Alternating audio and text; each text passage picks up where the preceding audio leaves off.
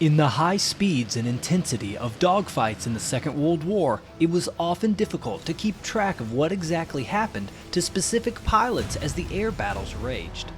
Thus, many stories of great pilots from this period have gone untold for years, as so many questions have been left unanswered.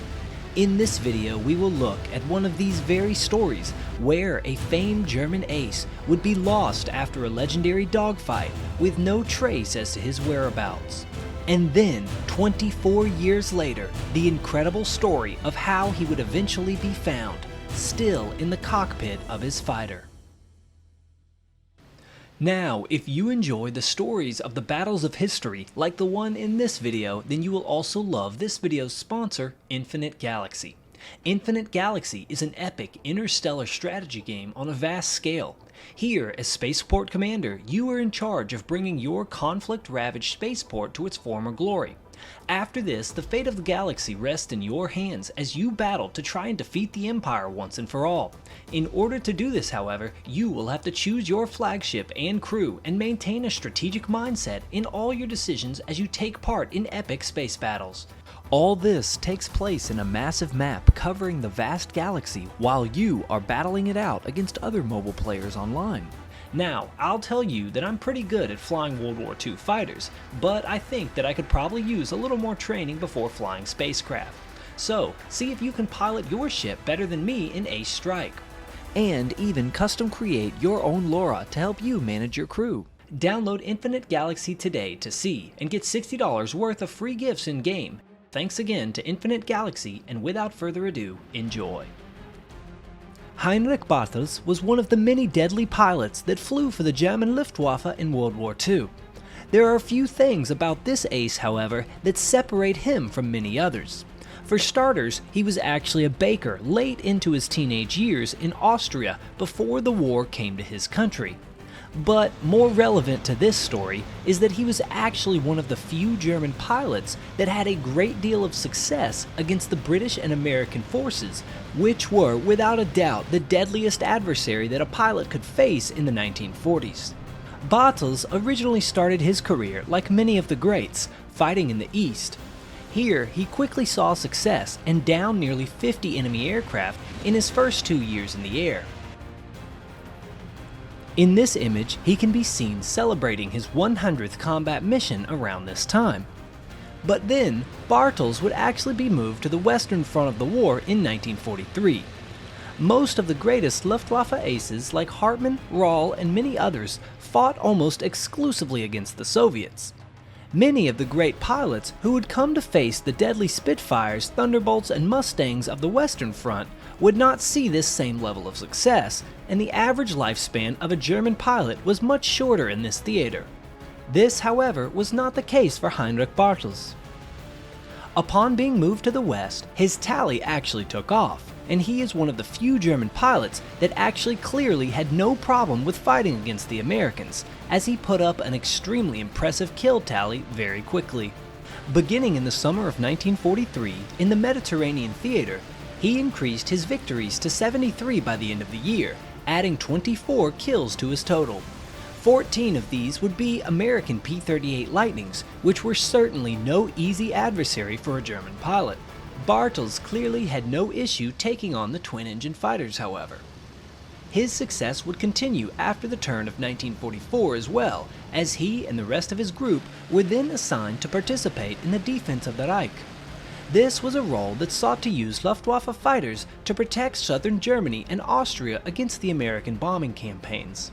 Particularly, Bartels would be assigned to the High Altitude Group, responsible for fighting off the Allied escort fighters.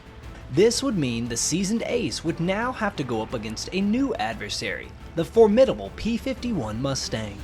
This new fighter was unlike anything he had faced thus far, as it was debatably the best aircraft that he had seen so far in the war. It had an increased range, which allowed for longer time in the air, a powerful engine for great performance at speed, and high maneuverability, meaning that it was a difficult opponent in a dogfight as well. These new American aircraft would make a huge difference in the war and would claim the lives of many German aces, but Heinrich Bartels would not go down quite so easily. On the 24th of 1944, Heinrich Bartels would have his first real run-in with the Mustang. On this date, he would face a large flight of American fighters escorting bombers over Bavaria, Germany. Here, Bartels would defend the Reich well and would impress by actually having a very successful day. He would claim not one, not two, but 3 of the American Mustangs destroyed in a single day of combat. And this would not be the last time that he would do so. Over the next 8 months, he would decimate American fighters as they escorted their bomber formations. He would claim 8 more P-51 Mustangs destroyed, as well as 9 of the rugged P-47 Thunderbolts. And so, by mid-December of 1944, Bartels had increased his kill count to 98 total aircraft destroyed, and was anxiously hoping to soon reach the coveted century mark of 100 kills. Unfortunately for him, however, fate would have other plans. On the 23rd of December of 1944, Bartels and the rest of his flight took off to intercept a raid near Bonn, Germany. On this mission, he and his wingman would spot American P-47 Thunderbolts going after a friendly German fighter. Immediately, Bartels led them into action and engaged the Allied aircraft. He would quickly destroy one of the P-47 Thunderbolts that was on the tail of his ally for his 99th kill. This, however, would be his last. Shortly after this, Heinrich Bartels disappeared, likely being shot down by another of the American P-47s. His victor may have even been Colonel David Schilling, an American fighter ace of the 56th Fighter Group who claimed 5 victories this day in the same area. When Bartels did not return from this mission, his fellow airmen likely knew what his fate was. Had he bailed out or crash landed, he would have likely radioed his intentions to his wingmen, or someone would have likely seen a parachute. But as none of these things occurred, many of them knew that their beloved ace was likely gone. But with no more information available, no one would ever know the outcome of this famous German ace with 99 kills. There was never any record of a crash seen or recovered, and thus he would be missing, at least for the next 24 years. In 1968, a small group would make a discovery that would finally put to rest any questions about the fate of Heinrich Bartels. In a wooded area near Kassel Gudenau, close to Bad Godesberg, Germany, the famous Yellow 13 Bf-109 fighter that was famously flown by Bartels was discovered, buried deep in the soft ground. Not only was the physical aircraft discovered, however, but the remains of Bartels himself still inside the cockpit of his beloved Messerschmitt. This would be confirmed after a search party was able to locate the wedding ring of this German ace still inside his glove in the cockpit. I was actually also able to find a scan of a local newspaper from 1968 documenting the discovery of the aircraft in the area. According to my best translations, we can read, "Fighter pilot fate cleared," and further information about the discovery of Heinrich Bartels in the area of Valip. The paper also writes further down that his identity was in fact confirmed when his wedding ring was found, engraved with the name of his wife, Marga. From the wreckage, many pieces of history were also able to be recovered, including the intact parachute of the famous ace, which can now be seen in a museum in Berlin.